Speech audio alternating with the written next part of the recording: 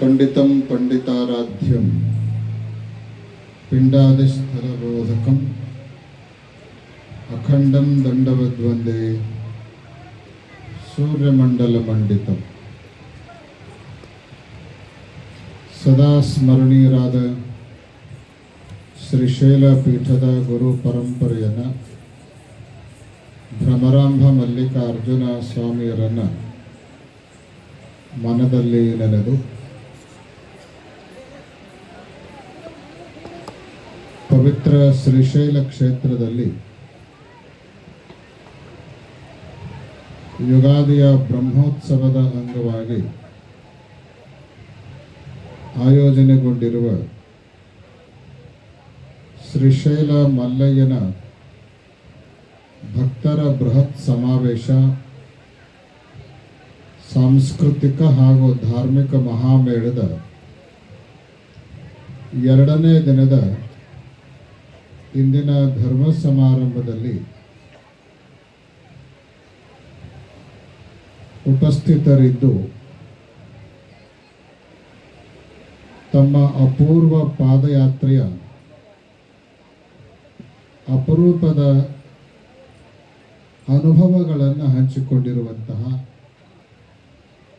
ಸಮಾರಂಭದ ನೇತೃತ್ವವನ್ನು ವಹಿಸಿಕೊಂಡಿರುವ ಸಿಂದಗಿಯ ಸಾರಂಗ ಮಠದ ಶ್ರೀ ಷಟ್ಸ್ಥಲ ಬ್ರಹ್ಮ ಪ್ರಭು ಸಾರಂಗದೇವ ಶಿವಾಚಾರ್ಯ ಸ್ವಾಮಿಗಳವರೇ,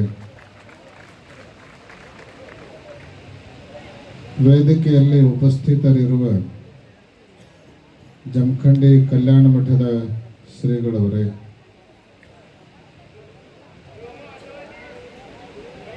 ಕಾರ್ಯಕ್ರಮದ ಸಂಚಾಲಕರಾದ ಶಹಾಪುರದ ಶ್ರೀಗಳವರೇ, ಸಿಂದಗಿಯ ಸಾರಂಗ ಮಠದ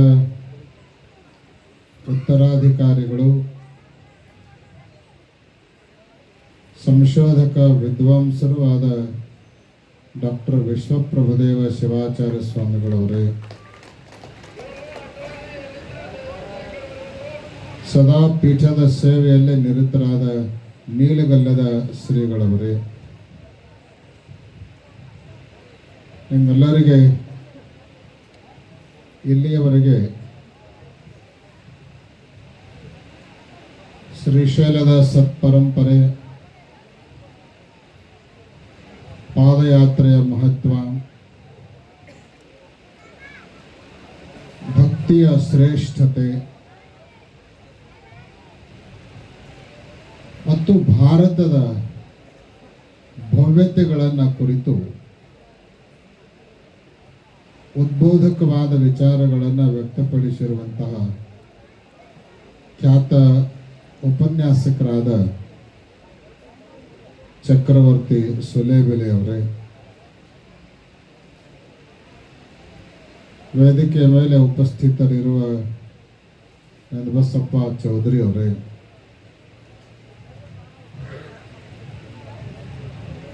ತಮ್ಮ ಸುಂದರ ಕಲಾ ಪ್ರದರ್ಶನವನ್ನು ಮಾಡಿರುವಂತಹ ಎಲ್ಲ ಬಾಲಕಿಯರೇ,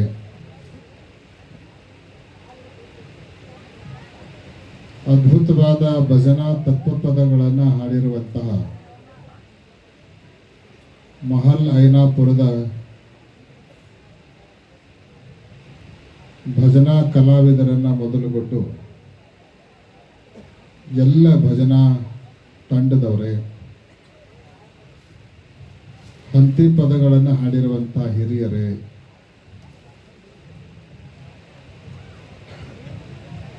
ಊರು ಬಿಟ್ಟು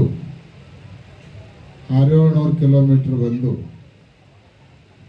ಎಲ್ಲವನ್ನ ಮರೆತು ಮಲ್ಲಯ್ಯನೇ ಸರ್ವಸ್ವ ಅಂತ ಹೇಳಿ ಕಾರ್ಯಕ್ರಮದಲ್ಲಿ ಪಾಲ್ಗೊಂಡಿರುವಂತಹ ಸಮಸ್ತ ಸದ್ಭಕ್ತ ಮಹಾಜನಗಳೇ, ವಾತ್ಸಲ್ಯ ಮೂರ್ತಿಗಳಾದ ಮಾತೆಯರೇ ಹಾಗೂ ಮುದ್ದು ಮಕ್ಕಳು,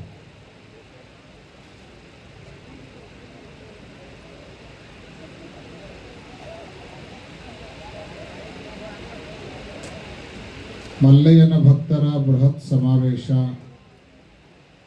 ಸಾಂಸ್ಕೃತಿಕ ಧಾರ್ಮಿಕ ಕಾರ್ಯಕ್ರಮಗಳು ನಿನ್ನೆಯಿಂದ ಪ್ರಾರಂಭಗೊಂಡು ದಿನದಿಂದ ದಿನಕ್ಕೆ ಹುಣ್ಣಿಮೆಯ ಚಂದ್ರನಂತೆ ಬೆಳೀತಾ ಬೆಳೀತಾ ಬಹುತೇಕ ಚಂದ್ರ ಹುಣ್ಣಿಮೆ ದಿವಸ 15 ದಿವಸಕ್ಕೆ ಪೂರ್ಣ ಆದ್ರೆ ನಮ್ಮ ಈ ಕಾರ್ಯಕ್ರಮದ ಚಂದ್ರ 2ನೇ ದಿವಸಕ್ಕನ ಪೂರ್ಣ ಆಗಿಬಿಟ್ಟಾನೆ. ನೀವೆಲ್ಲ ತುಂಬಿ ತೊಡಗ್ತಾ ಇದ್ದೀರಿ. ಬಹುತೇಕ ನೀವು ಮಲ್ಲಯ್ಯನ ಮೇಲೆ ಇಟ್ಟಿರುವಂಥ ಭಕ್ತಿ, ಪೀಠದ ಮೇಲೆ ಇಟ್ಕೊಂಡಿರುವಂಥ ಅಭಿಮಾನ, ಈ ಕಾರ್ಯಕ್ರಮದ ಬಗ್ಗೆ ತೋರಿಸ್ತಾ ಇರುವಂತಹ ಸಹಾನುಭೂತಿ ಸಹಕಾರವನ್ನು ನೋಡಿದ್ರೆ ಶ್ರೀಶೈಲದೊಳಗಿನ ಯಾವ ವೇದಿಕೆಯೂ ಕೂಡ ಸಣ್ಣದಾಗತ್ತೆ, ನೀವು ದೊಡ್ಡವರಾಗ್ತೀರಿ ಅನ್ನೋಷ್ಟರ ಮಟ್ಟಿಗೆ ಬಹಳ ಅಭಿಮಾನದಿಂದ ಈ ಕಾರ್ಯಕ್ರಮದಲ್ಲಿ ನೀವೆಲ್ಲ ಪಾಲ್ಗೊಂಡವರಾಗಿದ್ದೀರಿ. ಹಲವಾರು ವಿಚಾರಗಳು ಈ ವೇದಿಕೆಯ ಮೂಲಕ ಪ್ರಸ್ತಾಪಗೊಂಡಿದ್ದಾವೆ. ಶಾಸ್ತ್ರದಲ್ಲಿ ಒಂದು ಮಾತು ಬರುತ್ತದೆ, ದೇವರನ್ನ ಪಡ್ಕೊಳ್ಬೇಕಾದ್ರೆ ಏನ್ ಮಾಡಬೇಕು? ದೇವರು ಎಲ್ಲರಿಗೂ ಬೇಕು. ಯಾರಿಗಾರೆ ಬೇಡ?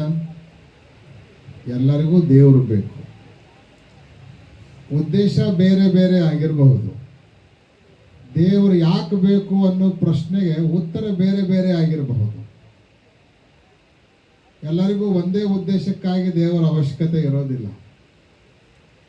ದೇವರು ಸಿಕ್ಕರ ಅವನನ್ನು ಕೇಳುವ ವರಗಳು ಬೇರೆ ಬೇರೆ ಆಗಿರಬಹುದು.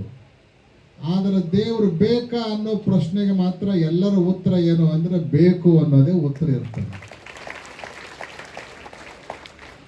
ಆ ದೇವರನ್ನ ಪಡೆದುಕೊಳ್ಬೇಕಾತು ಅಂದ್ರೆ, ಸಾಕ್ಷಾತ್ಕಾರ ಮಾಡಿಕೊಳ್ಬೇಕು ಅಂದ್ರೆ, ಅದಕ್ಕಾಗಿ ಉಪನಿಷತ್ತುಗಳಲ್ಲಿ ಒಂದು ಸುಂದರವಾದ ಮಾತನ್ನ ಬರೀತಾರೆ. ಅದೇನು ಅಂತ ಕೇಳಿದರೆ, ತ್ಯಾಗೇ ನೈಕೇ ನಮೃತತ್ವ ಮಾನಶು. ಅಮೃತತ್ವ, ಆನಂದ, ಸತ್ತು ಚಿತ್ತು ನಿತ್ಯ ಪರಿಪೂರ್ಣ ಆನಂದ ರೂಪನಾಗಿರುವಂತಹ ಪರಮಾತ್ಮ ನಮಗೆ ಲಭಿಸಬೇಕಾಗಿತ್ತು ಅಂದ್ರೆ ಒಂದೇ ಒಂದರಿಂದ ಅವನು ಲಭಿಸ್ತಾನೆ. ಅದು ಯಾವುದರಿಂದ ಅಂತ ಕೇಳಿದ್ರೆ ತ್ಯಾಗದಿಂದ ಅಂತ ಹೇಳ್ತಾರೆ. ತ್ಯಾಗ ಒಂದರಿಂದಲೇ ಪರಮಾತ್ಮನನ್ನು ನಾವು ಪಡೆದುಕೊಳ್ಳಲಿಕ್ಕೆ ಸಾಧ್ಯ.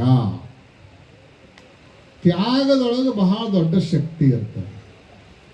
ನಾವು ಬಹಳ ಜನ ಏನು ತಿಳ್ಕೊಂಡಿವಿ ಅಂದ್ರೆ ಬಹಳಷ್ಟನ್ನು ಗಳಿಸೋದ್ರೊಳಗೆ ಖುಷಿ ಅದ ಅಂತ ತಿಳ್ಕೊಂಡಿವಿ. ಆದ್ರೆ ನಿಜವಾದ ಖುಷಿ ಯಾವುದರಲ್ಲಿ ಐತಿ ಅಂತಂದ್ರೆ ಗಳಿಸೋದ್ರೊಳಗಲ್ಲ, ಗಳಿಸಿದ್ದನ್ನು ಬಳಸೋದ್ರೊಳಗೆ ನಿಜವಾದ ಖುಷಿ ಇರ್ತದೆ. ಕೂಡಿಡೋದ್ರಲ್ಲಿ ಕೆಲವರಿಗೆ ಖುಷಿ ಇರ್ಬೋದು, ಆದ್ರೆ ಕೂಡಿಟ್ಟವನು ಕೂಡ ಒಂದಿಲ್ಲ ಒಂದು ದಿವಸ ಅವ ಇರುವಾಗ ಕೊಟ್ಟು ಹೋಗದೇ ಇರ್ಬೋದು. ಆದರೆ ಕೊನೆಗೊಮ್ಮೆ ಪ್ರಸಂಗ ಬರ್ತದ, ಕೊಡದೇ ಇದ್ರೂ ಪರವಾಗಿಲ್ಲ, ಬಿಟ್ಟು ಹೋಗ್ಬೇಕಾಗ್ತದೆ. ತ್ಯಾಗ ಎಲ್ಲರ ಜೀವನದೊಳಗೆ ಬರಲೇಬೇಕು. ಅದು ಮನಃಪೂರ್ವಕರೇ ಬರಲಿ ಅಥವಾ ಪ್ರಾಕೃತಿಕವಾಗಿರೇ ಬರಲಿ, ಬರೋವರೆಗೂ ಪರಮಾತ್ಮನ ಸಾಕ್ಷಾತ್ಕಾರ ಸಾಧ್ಯ ಇಲ್ಲ. ಹಿಂದಿ ಒಳಗೆ ಒಂದು ಮಾತೈತಿ, ಕುಚ್ ಪಾನಾ ಹೋತೋ ಕುಚ್ ಖೋನಾ ಪಡ್ತಾ ಹೈ. ಏನಾದರೂ ನಾವು ಸಂಪಾದನೆ ಮಾಡಬೇಕು ಅಂದ್ರೆ ಏನನ್ನಾದರೂ ನಾವು ತ್ಯಾಗ ಮಾಡಲಿಕ್ಕೆ ಸಿದ್ಧರಾಗಿರಬೇಕು. ಎಲ್ಲಿಯವರೆಗೆ ತ್ಯಾಗ ಮನೋಭಾವ ಬರೋದಿಲ್ವೋ ಅಲ್ಲಿಯವರೆಗೆ ಬದುಕಿನೊಳಗೆ ಅಮೂಲ್ಯವಾದದ್ದನ್ನು ಪಡೆದುಕೊಳ್ಳಲಿಕ್ಕೆ ಸಾಧ್ಯ ಇಲ್ಲ. ತ್ಯಾಗೇ ನೈಕೇ ನಮೃತತ್ವ ಮಾನಶು. ಜಗತ್ತಿನೊಳಗೆ ಪೂಜ್ಯತೆ ಬರೋದು, ಗೌರವ ಸಿಗೋದು, ಕೀರ್ತಿ ಬೆಳೆಯೋದು ಯಾವುದರಿಂದ ಅಂತ ಕೇಳಿದರೆ ತ್ಯಾಗದಿಂದ. ತ್ಯಾಗ ಜಗತಿ ಪೂಜ್ಯಂತೆ ಪಶು ಪಾಷಾಣ ಪಾದಪ.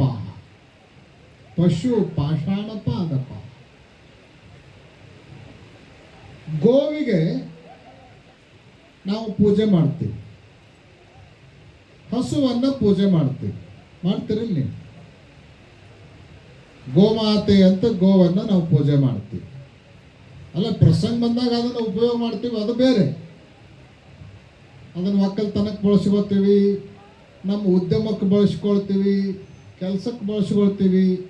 ಅದೆಲ್ಲದಕ್ಕೆ ಬಳಸ್ಕೊಳ್ಳೋದಕ್ಕಿಂತಲೂ ಪೂರ್ವದಲ್ಲಿ ಅದನ್ನು ನಾವು ಪೂಜೆ ಮಾಡಿ ನಮಸ್ಕಾರ ಮಾಡಿ ಆಮೇಲೆ ಅದನ್ನು ಉಪಯೋಗಕ್ಕೆ ತಗೊಳ್ತೀವಿ.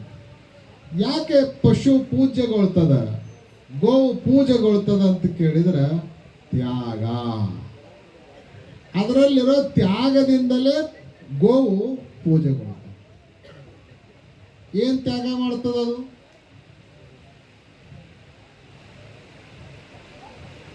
ಹಾಲು ಕೊಡಂಗಿಲ್ಲ ನಿಮಗೆ, ಹಾಲು ಕೊಡ್ತದ. ಗೋವು ಕೊಡುವಂಥ ಪ್ರತಿಯೊಂದು ಕೂಡ ಮನುಷ್ಯನಿಗೆ ಉಪಯೋಗ ಆಗಿದೆ. ಕೇವಲ ಹಾಲು ಅಷ್ಟೇ ಅಲ್ಲ, ಪ್ರತಿಯೊಂದು ವಸ್ತುನೂ ಕೂಡ ಗೋವಿನಿಂದ ಬರುವಂತಹದ್ದು ಮನುಷ್ಯನಿಗೆ ಉಪಯೋಗ ಇದೆ. ಯಾವ ಆಕಳನು ತನ್ನ ಹಾಲು ತಾನೇ ಕುಡಿಯಂಗಿಲ್ಲ, ಆಮೇಲೆ ನನ್ನ ಕರುವಿಗಷ್ಟೇ ಬೇಕು ಅಂತ ಹೇಳಿ ಹಿಡಿದು ಇಟ್ಕೊಳ್ಳಂಗಿಲ್ಲ. ನನ್ನನ್ನು ನೀನು ಜೋಪಾನ ಮಾಡ್ತಾ ಇದ್ದೀಪ, ನನ್ನ ಕರುವನ್ನು ನೀನೇ ಜೋಪಾನ ಮಾಡಕತ್ತೀವಿ, ಅದಕ್ಕೂ ಒಂದು ಸ್ವಲ್ಪ ಕೊಡಿಸು, ನಮ್ಮಿಬ್ಬರನ್ನ ಜೋಪಾನ ಮಾಡುವಂಥ ನೀನು ತಗೋ ಅಂತ ಉಳಿದದ್ದನ್ನೆಲ್ಲ ನಿಮಗೆ ಕೊಟ್ಟು ಬಿಡ್ತದ ತ್ಯಾಗ. ತ್ಯಾಗ ಗುಣ ಇರೋ ಕಾರಣಕ್ಕನ ಗೋಮಾತೆಗೆ ಪೂಜನೀಯವಾಗಿರುವಂಥ ಸ್ಥಾನ ಪ್ರಾಪ್ತಿಯಾಗಿದೆ. ಗಿಡಗಳನ್ನು ನಾವು ಪೂಜೆ ಮಾಡ್ತೀವಿ. ಯಾಕೆ? ಗಿಡಗಳು ಹಣ್ಣುಗಳನ್ನು ಕೊಡ್ತಾವೆ. ಯಾವ ಗಿಡನೂ ತನ್ನ ಹಣ್ಣನ್ನು ತಾನೇ ತಿನ್ನೋದಿಲ್ಲ. ಗಿಡಗಳಿಂದ ಮನುಷ್ಯನಿಗೆ ಎಷ್ಟು ಉಪಯೋಗ ಇದೆ ಸ್ವಲ್ಪ ನೀವು ವಿಚಾರ ಮಾಡಿ. ಒಂದು ಗಿಡ ತಾನು ಬಿಸಿಲೊಳಗೆ ನಿಂತಿರ್ತದ, ಸಮೀಪಕ್ಕೆ ಬಂದವರಿಗೆ ನೆರಳು ಕೊಡ್ತದೆ, ಹಸದು ಬಂದವನಿಗೆ ಹಣ್ಣು ಕೊಡ್ತದೆ. ನಿಮ್ಮ ಆರೋಗ್ಯದಲ್ಲಿ ಏನಾದರೂ ವ್ಯತ್ಯಾಸ ಆದ್ರೆ ವನಸ್ಪತಿಗಳನ್ನು ಕೊಡ್ತದೆ. ನಮಗೆ ಮಳೆ ಬೇಕು ಅಂತ ನೀವು ಬಯಸಿದಾಗ ಆಕಾಶದಲ್ಲಿ ತೇಲಿ ದೂರ ಹೋಗ್ತಾ ಇರುವಂತಹ ಮೋಡಗಳನ್ನು ಆಕರ್ಷಣೆ ಮಾಡಿ ತಾನಿದ್ದಲ್ಲೇ ಮಳೆ ಬೀಳುವಂಗೆ ಮಾಡಿ ನಿಮಗೆಲ್ಲ ಸಮೃದ್ಧಿಯನ್ನು ಕೊಡ್ತಾರೆ. ಆಮೇಲೆ ನಿನ್ನೆ ನಮ್ಮ ನಂದೀಪುರ ಸ್ವಾಮಿಗಳು ಹೇಳಿದ್ರಲ್ಲ, ನೀವು ಬಿಟ್ಟಿರುವಂಥ ಇಂಗಾಲ ಡೈಆಕ್ಸೈಡ್ ಅನ್ನು ತಗೊಳ್ತದ, ನಿಮಗೆ ಅತ್ಯಂತ ಅವಶ್ಯಕವಾಗಿರುವಂಥ ಆಮ್ಲಜನಕವನ್ನು ಧಾರೆ ಎರೆದು ಕೊಡ್ತದೆ. ಎಷ್ಟು ಸಮೃದ್ಧವಾಗಿರುವಂತಹ. ಅದಕ್ಕೊಬ್ಬ ಸುಭಾಷಿತಕಾರ ಬಹಳ ಸುಂದರವಾದ ಮಾತು ಬರೀತಾನ. ನಾವೇನು ಮಾಡ್ತೀವಿ ಅಂದ್ರೆ ಗಿಡಗಳನ್ನು ಕಡಿತೀವಿ, ಕಡಿಬಾರ್ದು. ಒಂದು ಗಿಡ ನೀವು ಕಡಿಬೇಕಾಗಿತ್ತು ಅಂದ್ರೆ ಅನಿವಾರ್ಯ ಪ್ರಸಂಗ ಬರ್ತದೆ. ಒಮ್ಮೊಮ್ಮೆ ಒಂದು ಗಿಡ ಕಡಿಯುವ ಅಧಿಕಾರ ನಿಮಗೆ ಯಾವಾಗ ಬರ್ತದ? ಒಂದು ಗಿಡ ಕಡಿಯುವ ಅನಿವಾರ್ಯ ಪ್ರಸಂಗ ನಿಮಗೆ ಬಂತು ಅಂದ್ರೆ ಅದಕ್ಕಿಂತಲೂ ಮೊದಲು 5 ಗಿಡಗಳನ್ನು ಹಚ್ಚಿ ಯಾವ ಗಿಡ ನೀವು ಕಡಕತ್ತಿರಲ್ಲ ಅಷ್ಟು ದೊಡ್ಡದಾಗೋ ತನಕ ಇವನು ಬೆಳೆಸ್ತೀನಿ ಅಂತ ಪ್ರತಿಜ್ಞೆ ಮಾಡಿದ ಮೇಲೆ ಒಂದು ಗಿಡ ಕಡಿಯುವ ಅಧಿಕಾರ ನಿಮಗೆ ಬರ್ತದೆ. ಒಂದು ಗಿಡವನ್ನು ಕಡಿಯುವಂತ ಅಧಿಕಾರ ಬರ್ತದೆ.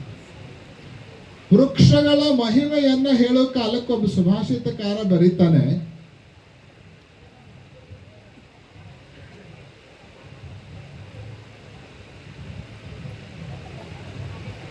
ಸುಂದರವಾಗಿರುವಂಥ ಮಾತನ್ನ ಹೇಳ್ತಾನೆ. ಅದೇನು ಅಂತ ಕೇಳಿದ್ರೆ, ದಶವಾಪಿ ದಶಕೂಪ ಸಮೋವಾಪಿ ದಶವಾಪಿ ಸಮಸ್ತಡಾಗ ದಶ ತಡಾಗ ಸಮಃಪುತ್ರ ದಶಪುತ್ರ ಸಮೋಧ್ರುಮ ದಶಪುತ್ರ ಸಮೋಧ್ರುಮ. ಲೆಕ್ಕ ಹಾಕೊಳ್ಳಿ. ನಾವು ಹೇಳೋದು 10 ಬೋರ್ವೆಲ್ಗಳನ್ನು ಹಾಕೋದು ಒಂದು ಬಾವಿ ತೆಗೆಯೋದಕ್ಕೆ ಸಮ ಅಂತ. 10 ಬೋರ್ವೆಲ್ ಹಾಕೋದು ಒಂದು ಬಾವಿ ತೆಗೆಯೋದು ಸಮ. ಒಂದು ಬಾವಿ ತೆಗೆದ್ರ 10 ಬೋರ್ವೆಲ್ ಅಲ್ಲಿ ಕೆಲಸ ಅದು ಮಾಡ್ತಿರ್ತಾರೆ.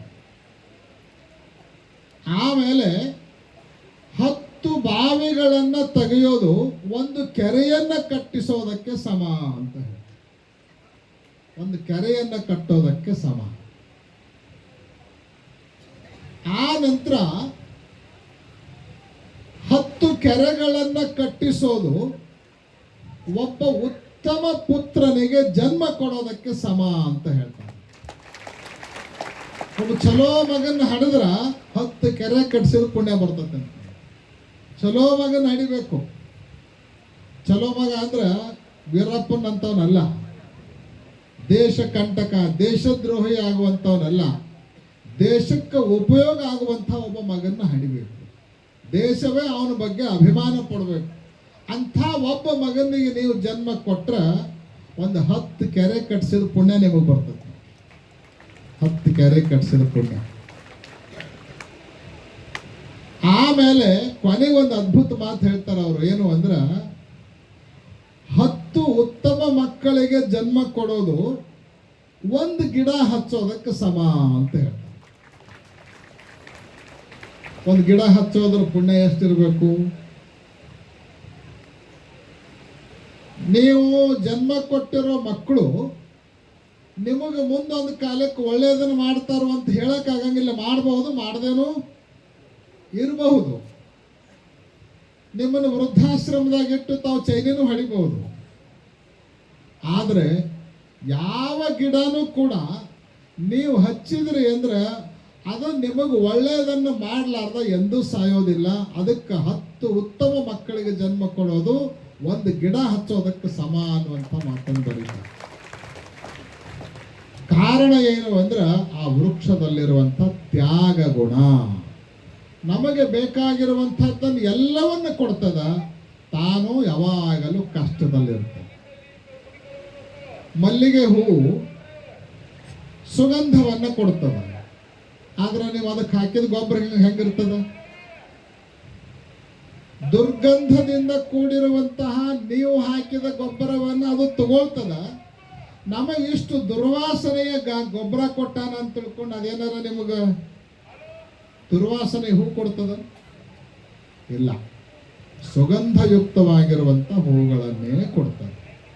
ಅದಕ್ಕೆ ನೀವೆಲ್ಲ ಏನು ಮಾಡಬೇಕು ಅಂದ್ರೆ ಮನೆಯಲ್ಲಿ ಗೋವುಗಳನ್ನು ಸಾಕಬೇಕು. ಹೊಲದ ಒಡ್ಡಿನ ಮೇಲೆ ಎಲ್ಲೆಲ್ಲಿ ಸಾಧ್ಯ ಅದನೋ ಅದೆಲ್ಲ ಕಡೆಗೂ ಕೂಡ ಒಳ್ಳೆಯ ಉತ್ತಮವಾಗಿರುವಂತಹ ವೃಕ್ಷಗಳನ್ನು ನೆಡಬೇಕು, ಗಿಡಗಳನ್ನು ಹಚ್ಚಬೇಕು. ಆ ಗಿಡಗಳು ಗೋವುಗಳು ಯಾಕೆ ಪೂಜೆಗೊಳ್ತಾ ಇದ್ದಾವೆ ಅಂದ್ರೆ ಅವುಗಳಲ್ಲಿರುವಂತಹ ತ್ಯಾಗ ಮನೋಭಾವನೆಯಿಂದ. ನಾವು ಭಗವಂತನಿಂದ ಆಗಲಿ ಬಂದಿದ್ದೇವೆ.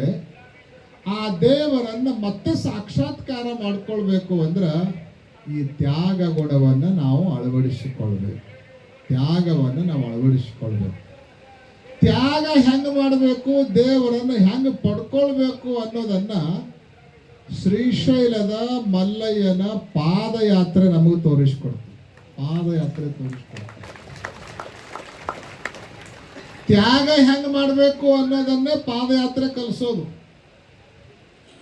ಪಾದಯಾತ್ರೆ ಬರಬೇಕಾದ್ರೆ ಮೊದಲು ಏನು ಮಾಡ್ಬೇಕು? ನೀವು ಮೊದಲು ಮನೆ ಬಿಡ್ಬೇಕು. ಹೌದಿಲ್ಲ? ಶುರುವಾತ್ ಅಲ್ಲೇ ತ್ಯಾಗ. ಮನೆ ಬಿಡಲಿಲ್ಲ ಅಂದ್ರೆ ಪಾದಯಾತ್ರೆ ಆಗಂಗಿಲ್ಲ. ಅದು ಎಷ್ಟು ದಿವಸ ಬಿಡಬೇಕು ಅಂದ್ರೆ ಶ್ರೀಶೈಲ ಮುಟ್ಟು ತನಕ ಬಿಡಬೇಕು. ಮೊದಲನೇದ್ದು ಮನೆ ಬಿಡಬೇಕು. ಆಮೇಲೆ ಮನೆಯೊಳಗೆ ಇರುವಂಥ ವ್ಯವಹಾರ ಅದು ಬಿಡಬೇಕು. ವ್ಯಾಪಾರ ಅದನ್ನು ಬಿಡಬೇಕು. ಉದ್ಯೋಗ ಅದನ್ನು ಬಿಡಬೇಕು. ಹೆಂಡತಿ ಅದು ಅಲ್ಲೇ ಉಳಿತ. ಆಮೇಲೆ ಅವ್ವ ಅಪ್ಪ ಅವರು ಉಳಿದ್ರ, ಮಕ್ಕಳು ನೋಡ್ರಿ ಎಲ್ಲಾನು ಬಿಡಕ್ಕೆ ಹಸ್ತದ ಪಾದಯಾತ್ರೆ. ಮೊದಲನೇ ಹೆಜ್ಜೆನ ತ್ಯಾಗ.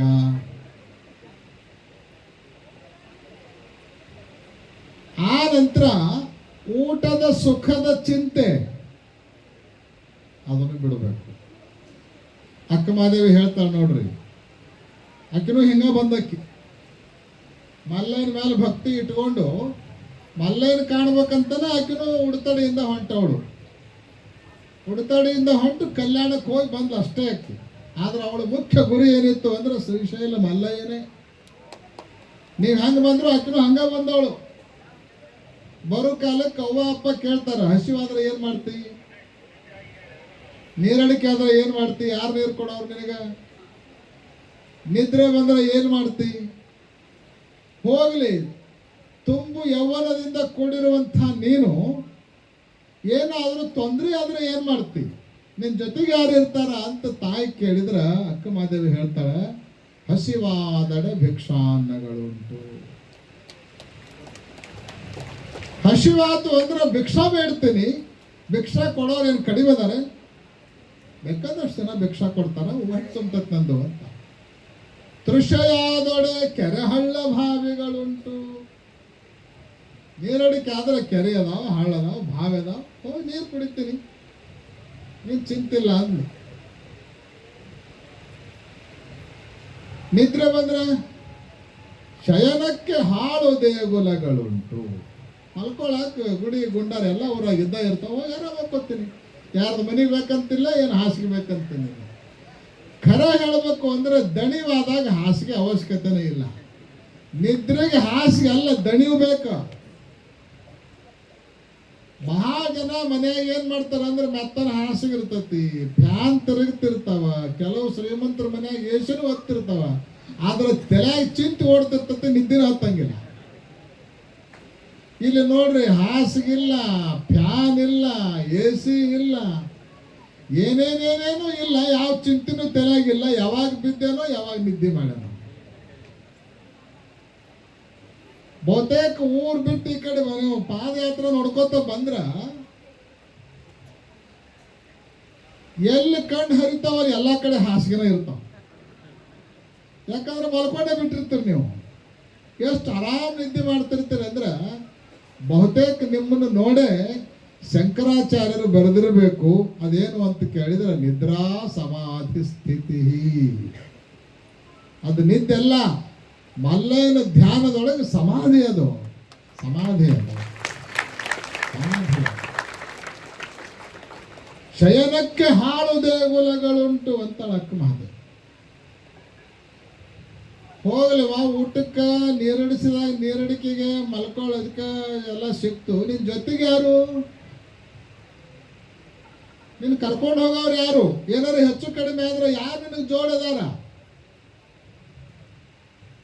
ಆತ್ಮ ಸಂಗಾತಕ್ಕೆ ಚನ್ನಮಲ್ಲಿಕಾರ್ಜುನ ನೀ ನನಗುಂಟು ಅಂತ.